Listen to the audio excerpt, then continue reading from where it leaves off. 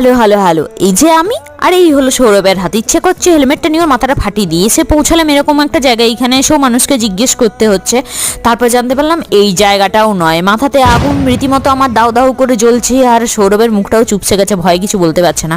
তারপর এলাম আর কি, যেতে তো হবে আমাদেরকে আবার বাইক নিয়ে একটা অন্য বিল্ডিংয়ে, সেটা এখানে নয় শুনলাম। সৌরভের কাছে খুচরাও ছিল না, খুচরা করতে গেল লোকটাকে টাকা দেওয়ার জন্য। তারপর এসে পৌঁছালাম টেক পার্কের এই বিল্ডিংয়ের সামনে। এখানে বাইকটাকে রেখে এবার গুটি গুটি পায়ে আমরা এগিয়ে যাচ্ছি ভেতরের দিকে। এখানে পৌঁছো আমার মাথা থেকে চুল কাচ্ছে, আর এটাই মনে হচ্ছে যদি এখানেও না হয় সৌরভ, তোমার কপালে অনেক দুঃখ। আর সৌরভ তখন এখানে ভয়ে ভয়ে সাইন করছে। তারপর লিফট এলো, লিফট খুললো, ভেতর দেখছি অনেক লোক।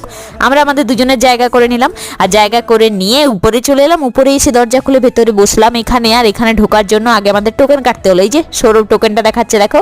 টোকেন হাতে নিয়ে আমরা এখানে বসে আছি। এই মিনি ব্লগটা যদি তোমাদের ভালো লাগে প্লিজ লাইক শেয়ার আর সাবস্ক্রাইব করতে ভুলো না আমাদের চ্যানেলটা। প্লিজ অপেক্ষা করো পরের পার্টের জন্য, সৌরভের সাথে কি হচ্ছে সেটা জানার জন্য।